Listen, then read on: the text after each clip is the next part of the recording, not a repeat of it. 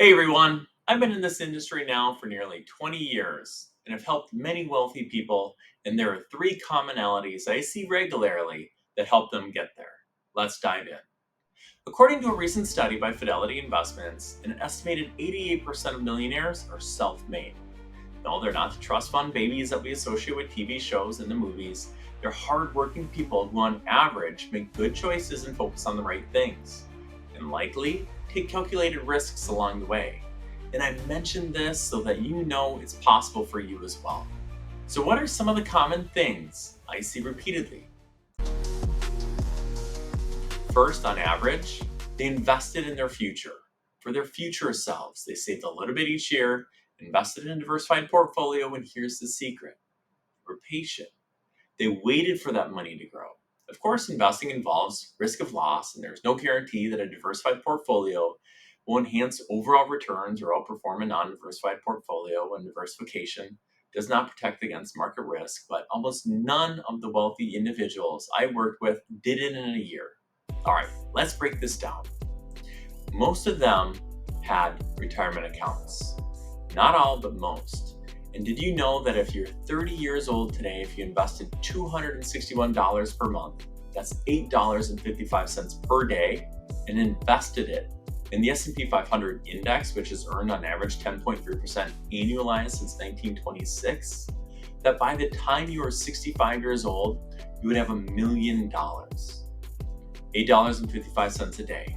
Naturally, you probably want to diversify beyond just the S&P 500 because that can potentially improve your results even more if you do it right. But this sounds like a pretty good path to $1 million.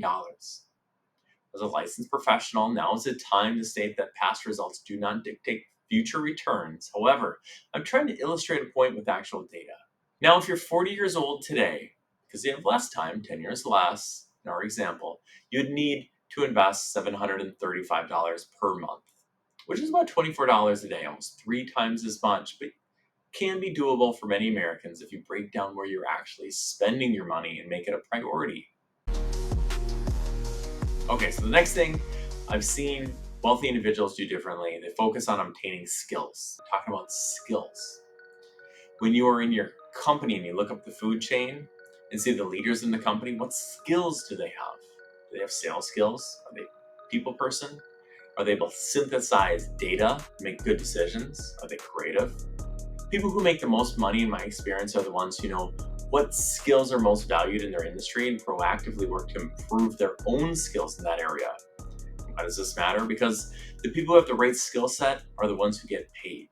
I'm a wealth planner, and so naturally, there are times when people ask me how to get rich. My answer is to make more money. How's that for advice? But how do you make more money? You develop skills that are in demand in a field that is in demand. And this is where Warren Buffett says that the best thing that you can do is invest in yourself. You want sales skills? Invest in a sales program. You want management skills? Invest in a management program. You want presentation skills? Take improv classes. Spend the money. A good rule of thumb in wealth management is to save 15% of your income to retirement accounts. I'd argue an even better rule is to save 13 or 14% of your income and invest the additional 1 or 2% in building your skills. The third thing that wealthy individuals do, wealthy individuals generally make calculated risks. Same with their housing decisions, their financial decisions. Is there risk investing in your 401k and 403b in stocks? Sure, there is. But if you have a long time horizon, you have trust in companies and the economy, and have the humility to not attempt to outsmart the market, you can potentially do really well investing in stocks. But it's a calculated risk. If you're 40, have $250,000, and add no additional savings, but just invest in stocks, making 10.3% annually for the next 25 years, historically speaking, you would end with $2.9 million. It's incredible. If you're 40 in the same scenario, but invested in bonds earning 5.1%, the historical rate of return for long-term government bonds since 1926, for the next 25 years, historically speaking, you end with $867,000, less than 1/3 the value of what stocks would have earned you. So if you're 50 or younger, depending on your risk tolerance and goals, you really should consider having the majority of your investments in stock-like instruments and probably not more than 20% in bonds.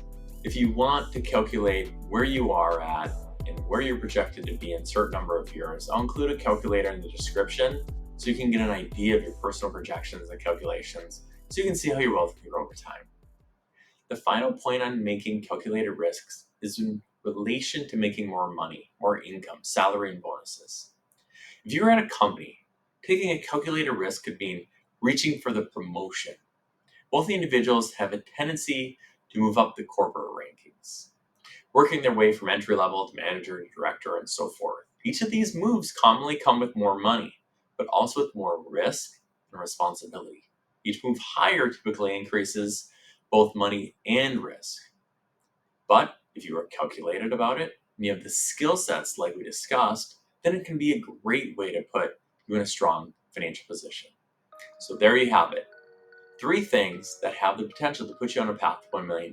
Invest for the future, invest in skills, and take calculated risks. Hi everyone, Nick Andreessen here, certified financial planner with Oakley Financial Group.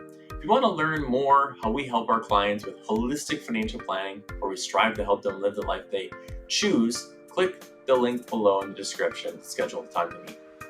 I often get asked how we structure our services, and there are 3 choices, 3 options. One is on a financial planning project basis, where we charge for helping you execute a financial plan that we design collaboratively. Another is for holistic financial planning and investment management, where we help you navigate critical financial events along with investment strategy on an ongoing basis. And the third is simply as a sounding board.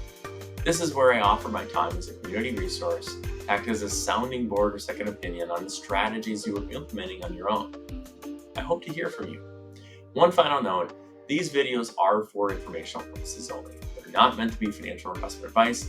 Please work with your financial professional, legal team, or CPA prior to implementing any of the strategies discussed in these videos. Until next time, I wish you the best on your retirement journey.